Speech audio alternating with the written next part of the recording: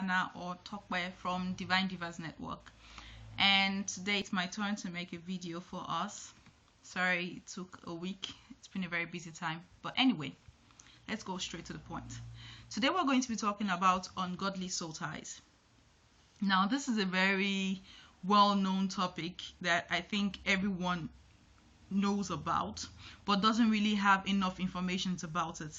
So like maybe you've heard about ungodly soul ties before, but you don't know if you have it. You don't even know, you're not aware if you're also a victim of ungodly soul ties. So what are soul ties? First of all, I googled it and it says it's a spiritual or emotional connection. We're going to come to that later.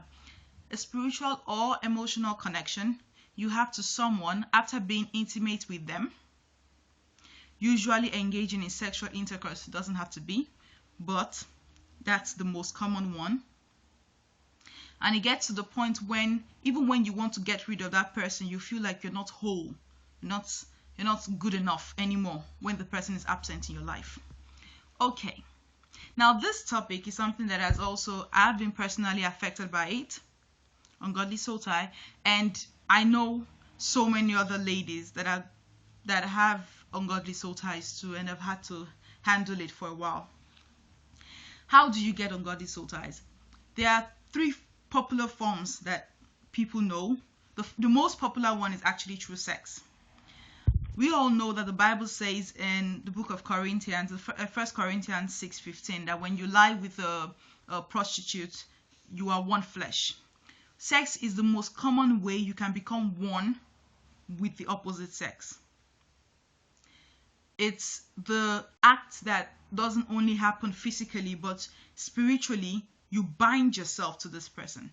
So when a lot of people ask, why does the Bible say you should keep yourself to your wedding night for your husband or for your wife alone? It's because God is trying to help us to avoid having series of soul ties with different people, although we are only supposed to have it with one person, which is the person we're going to live with for the rest of our lives. Another kind of soul tie is the emotional one. That is the one that people don't know about, but that's the one that a lot of people actually have. I believe that the most common soul tie, or let's say the one that occurs more, is the emotional soul tie, more than the sexual soul tie. I will explain to you later. And the third one is the soul tie that happens through a vow. For example, when you get married to a person, you're making a vow to be with this person for the rest of your life, for better, for worse, in sickness and in health. That's a bond, that's a soul tie. You're going into a commitment, but this one you're doing it willingly. It's an oath, it's a covenant, so it's a soul tie. So let's talk about the first one, the sexual soul ties. Now, so many people will tell you that, okay, when I have sex with this person, after we break up, I find it hard to let go to let go of that person. It's not because the sex was so good, but because sex kind of binds you to that person. So it doesn't matter how that person was in the relationship, you see yourself not being able to forget that person. But today I want to actually go more into the emotional soul tie.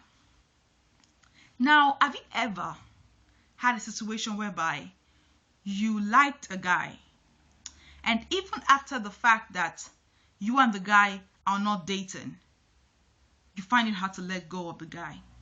You attach yourself to this guy. Like everything, even when you try to go into other relationships, you try to compare the new people you meet to this guy. It's like the guy rules your whole imagination in your head. I'm talking from a woman's perspective now. If you're a guy, you can go from a man's perspective. And then sometimes you wonder, I've heard of some girls tell me, I don't know why I cannot let go of him. Or even sometimes the guy hurts you really bad, and despite all the things that he did to you, you cannot let go of that guy. You constantly think about him, and when you know you're going to see him, your heart is beating, and you guys are not actually dating. It's an emotional soul tie. How do you go into emotional soul tie? I'll say from my own personal experience, there are just some people you meet and you just click with them. But it's not every guy you meet or girl that you meet that you click with that is supposed to be your husband. That's the mistake we make. Some of us have gone through hurt in our past where we become very lonely and we desire relationships. So because of our desire for a relationship, any guy that we come across or any girl that we come across that has a little bit of something that can hold us for the meantime, we hang on that guy or we hang on that girl. So it's even worse when you meet someone who just clicks with you. When you guys are talking, it's like you guys are always saying the same thing. It's like you guys understand each other perfectly. It's like you're like, this is amazing. And then there's so many similarities occur during this period. You guys have so many things in common and it's so amazing. Like it's so weird, it's so strange. This has to be from God. This has to be God telling me that this person has, because I don't know, why should somebody know so much or understand me so much and the person is not meant to be my husband? Like, seriously, why would God waste his time about that? But do you know that it's not every guy that you click with that is supposed to be your husband? If you know the story of Jonathan and David, they had a soul tie, but they were men. Both of them. You can have a soul tie with a fellow girl too. You meet a girl and you just say, this girl understands my struggle, or with the same sex, or this guy understands the things that I want to say. I don't have to complete my sentences with him. He understands even before I speak. That kind of person where you guys are outside and you give him the eye contact and he understands, okay, this means this and that means that. And you guys don't even have to know for lots of years. You just know for a short time, but it's like you guys have known for ages. There are some people that are in our lives just to be friends, just to take us from that step or that stage of our lives to the next one. But unfortunately, because of our hidden desire for a relationship, which sometimes we do not admit that we have, but we have it inside of us. Oh, I really want a relationship. So we try to make it work. And when it doesn't work, maybe the guy is the one who breaks up or the girl is the one that breaks up who are bitter. But why? Because there are some people in our lives, like I said, that are meant to just be friends. And the moment you begin to push things, for example, I'm the kind of person that when I want something, I want it now. I hate to have to wait for something. If I know this is what I want, I'm already like, this is how it has to be. So in my own personal case, okay, I like this guy. I know we understand each other. I knew inside of me that this thing didn't seem like this was supposed to be for marriage. This felt more like this is supposed to be for friendship. I felt, no, this thing seems more like marriage. But inside, sometimes we always say, oh, God should have said something. A lot of times God is saying something. During that period, I know I received a lot of Bible verses, and the most ones I received were always saying wait. And I will always try to interpret it. What does wait mean? Like, what else does wait means? Wait means wait. But that period I was trying to interpret, when you get a Bible verse, but you already have your own Bible verse in your head. And when you get a Bible verse, you try to twist it to what you want it to be. That was my situation. But I didn't know what a soul tie was at that time. I was just totally attached to this person. I was totally into this person. And I allowed myself to be convinced that it was love and it was real love. And I became indirectly manipulative towards this person. Because in my heart, I felt this had to be it. The man. The one that God had already ordained. And all the time I would ask God, I would get so many things that I felt were my confirmations at that period. And actually, it wasn't a confirmation for me to go ahead. It was a confirmation for God to tell me, wait. But I pushed everything forward till, when God allows you to do something, if you want to go in and test it, you go in and you realize, okay, we were actually more compatible as friends. Now you ask yourself, why would God bring an opposite sex as a friend in my life? Why shouldn't he? What is the problem about God bringing an opposite sex as a friend in your life. At that point in my life, there were things that he carried that I needed in my life. But I wasted so long not recognizing what the reason why he was in my life, but turning his presence in my life into my own reason. And I was totally tied emotionally to it. And I know a lot of girls that are going through it. Like, I get lots of people who write me and tell me that they have this bond with this person. I cannot explain it. Or the ones that even when you sleep, you're dreaming about the person. And that's the image you have in your head. And you know this person's actually just a friend, but I'm totally in a bond with this person. How do you let go of this thing? Of course, I can tell you now, pray about it. That's the first step. But let me tell you the truth.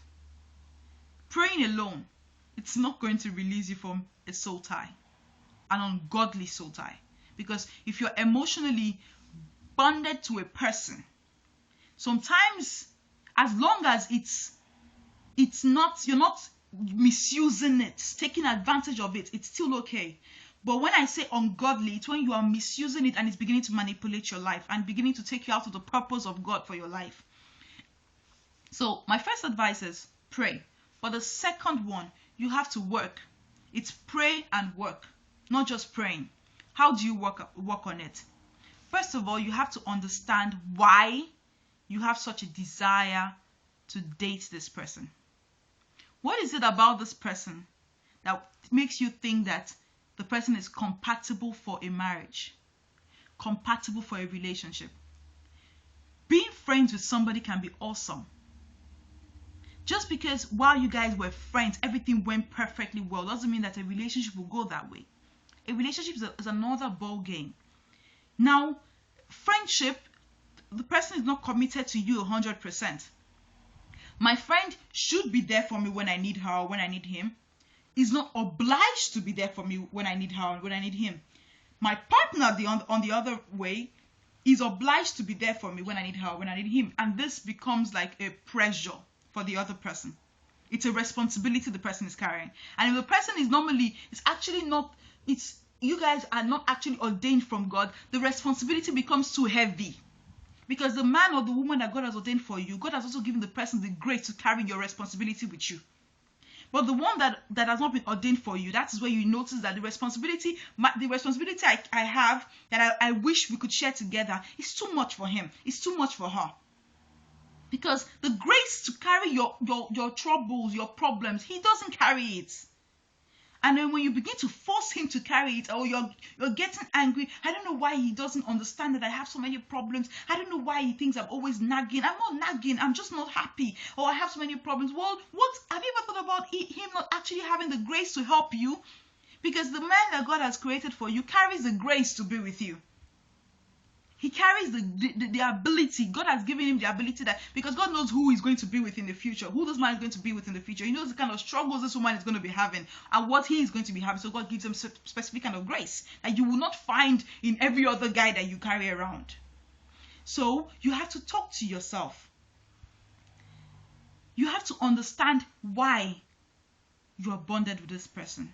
Write down the things about this guy or this girl that makes you feel so attracted to the person, and apply it to the marital aspect.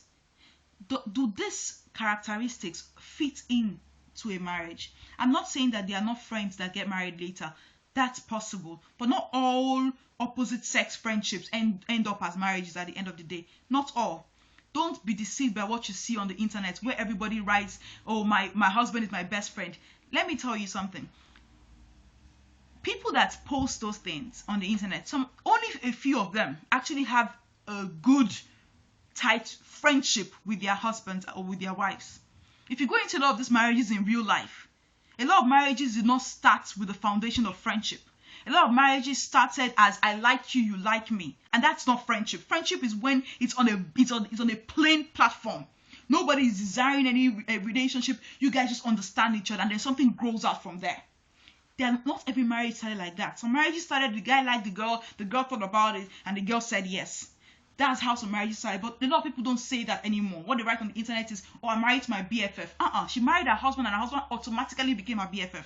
That's another thing. So don't compare yourself to these people. Your case might not be like theirs. Your own friendship might not be for the aim to be married later. It might just be that the guy is there to be friends with you. Don't misuse that opportunity. You're saying now, how do I now control these emotions I have when I'm around him? That's what I'm saying. Talk to yourself. Ask yourself why. By the time you face the truth and you realize that, okay, these things that this guy carries are only good for me while we're friends. But when we're in a relationship, it's not enough for me. Don't let your loneliness or your desire or your frustration push you into the wrong relationships. You don't have to test for you to have a blissful marriage in the future. Adam and Eve did not have to test. They didn't have to test. If you've had past relationships before, no problem.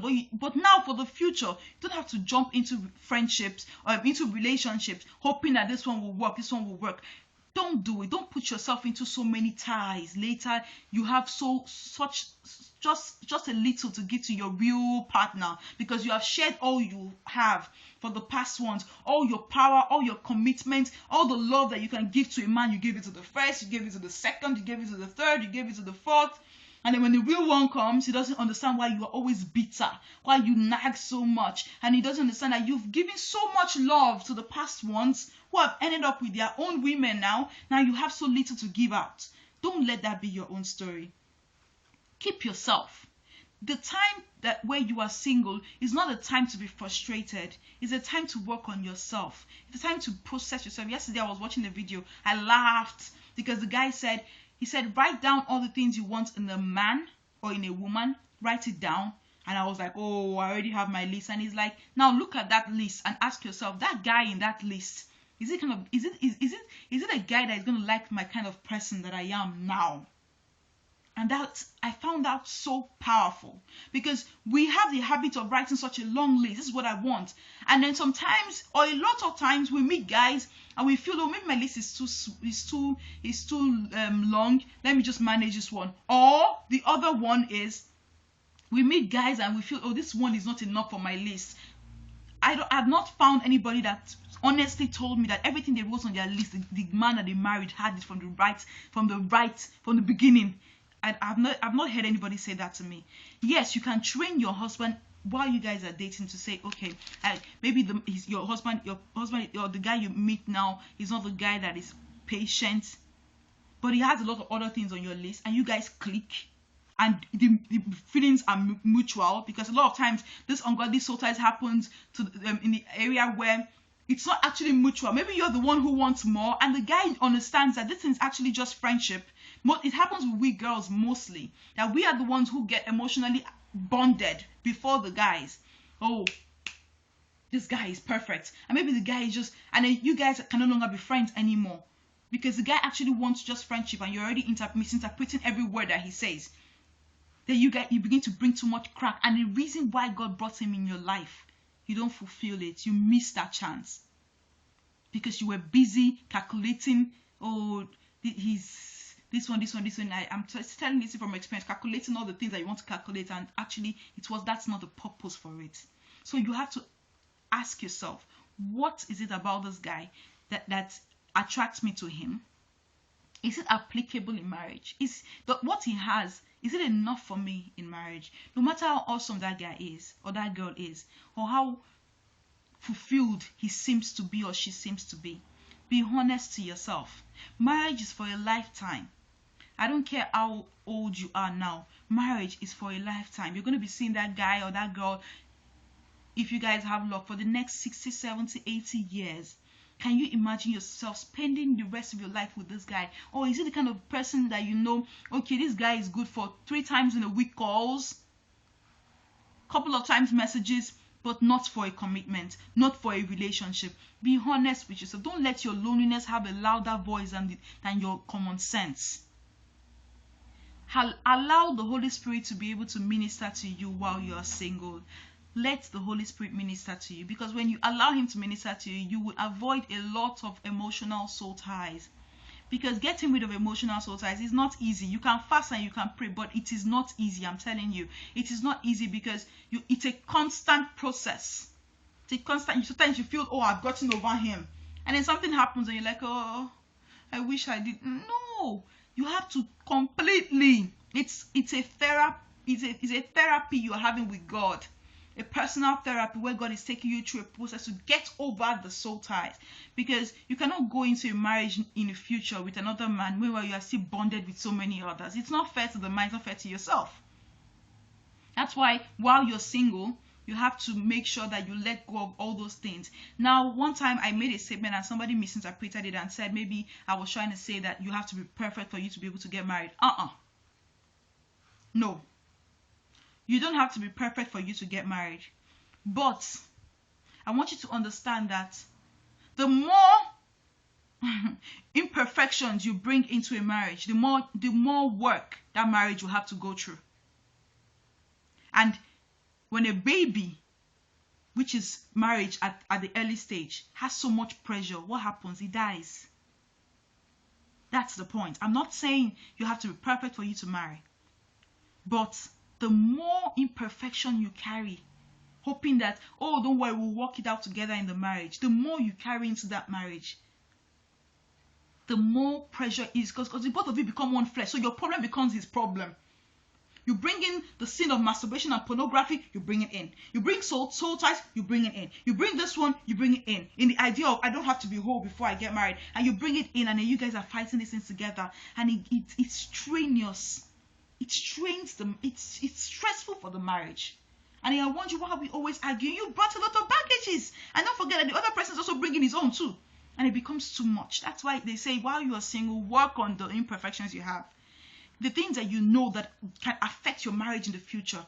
If you want to have a beautiful marriage, no marriage is perfect, but at least a beautiful Christ-centered marriage in the future, work on yourself now. And also be praying that the man out there or the woman out there is also working on herself. So when you come together, you have less work to do and more time to focus on the future, so that you're not working on you're not working on your problems from the past. Because that's what happens when you bring a lot of baggage, because you guys are busy always trying to work on the problems that you brought from the past. But instead, you're working together for a better future. So that's it from me today. It's a very, very deep topic. I wasn't able to go into the 3 parts. I was only able to go into the emotional part, which is the one that I'm more aware of. I hope that you were blessed by it. If you want, you can find me on Facebook. My name is Hannah, H-A-N-N-A-H, Tokwe Agedo. On Facebook, Agedo, A-G-H-E-D-O. And our Facebook page is Divine Divas Network. So if you have questions about this, you want us to talk about something, you can actually write us there, or write me personally on my page. I'm going to try and do another video about the other aspects of it. But this one was the one that I actually felt people did not talk about the most, but actually happens. I hope you were blessed by it. I hope you click the like button, share it with a friend, 2 friends, 3 friends, share it to a friend, another friend, another friend, another friend. Anyway, have a blessed Sunday. Enjoy your day. God bless you. Bye. Mwah.